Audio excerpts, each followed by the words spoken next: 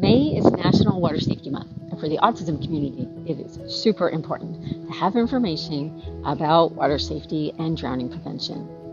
Children with autism are 160 times greater to drown than their typically developing peers. So we want to make sure that we establish some of the parameters that are going to help you help your kids and protect them from things like drowning. There's a statistic that says that 48% of kids with autism wander away, so they elope. However, I have never met one parent of a kid with autism, including myself, who hasn't had an experience where you turn and your child is gone. So it's really important that we establish something called the layers of protection in our families and for our children. The number one layer of protection is supervision. You cannot assume that if you're in the pool with your kids, that is complete supervision. You want to make sure that you guys have something called water watcher tag, and that there is somebody who is assigned to be the water watcher. So that means if you are wearing a water watcher tag, you are responsible for keeping your eyes on the people, the adults, the kids in the pool at the time. I have never met a family who has lost a kid to drowning who said that they thought that might happen to them. In fact, what you will hear from them time and time again is that they thought that they had all the layers of protection established, that they were watching the water. I know somebody whose child drowned in the pool when the family was in the water with them. Because no matter what you think, based upon movies, drowning is silent. It isn't splashing and screaming and squealing and all of that stuff. It is just a slow slip under the water. So if you think that you can leave your kids in the pool and you can run in the house and, make lunch, don't do that. It is not safe at all. You want to make sure that you are, or somebody else is a water watcher. So the next thing we want to know about are barriers. So that means making sure that you have fencing or a gate around your yard or around the body of water.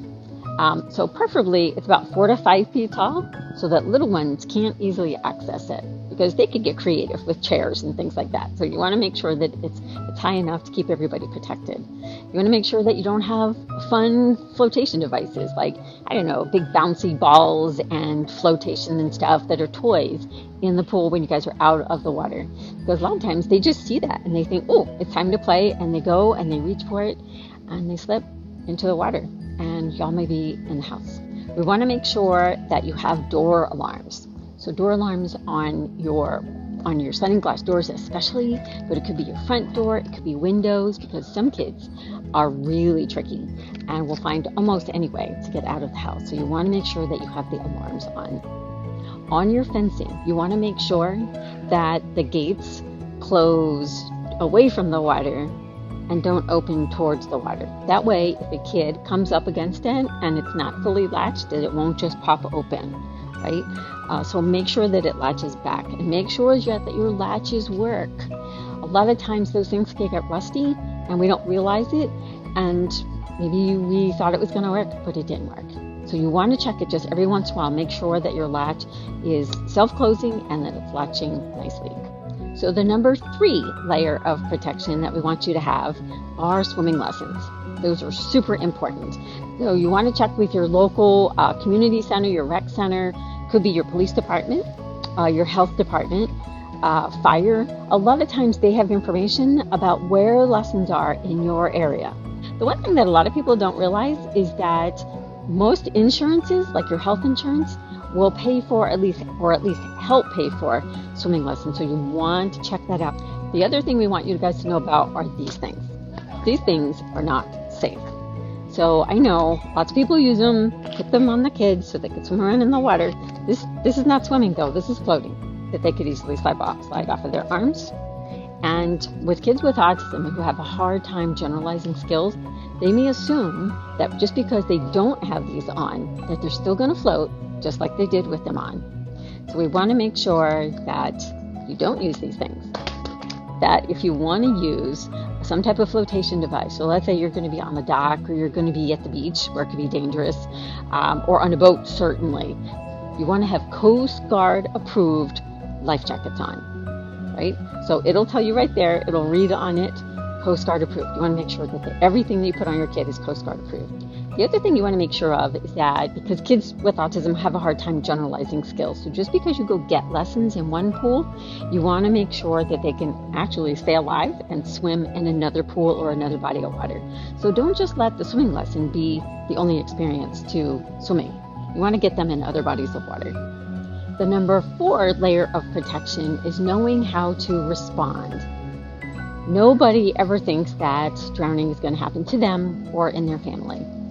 So you have to know how to respond if something happens. So you want to get CPR trained, or you could get CPR certified. But you want to talk to your local fire department, your police, your health department, and talk to them about how you could get trained on CPR. So that if somebody is in a compromising situation, you know how to respond. The other thing that works really good with kids with autism especially is having the rules of the water posted maybe on the door that leads to your outside, the one that you commonly use. And you could just have the rules about accessing the pool, about getting mom and dad before you go in the pool, what to swim in. So you want to make sure that you have the pool rules posted for them. The Autism Society of Florida provides these.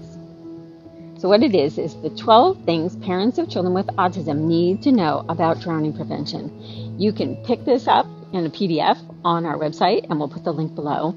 But we want to make sure that you guys check this out and all the information, hopefully, that is going to be beneficial to you in enjoying the water.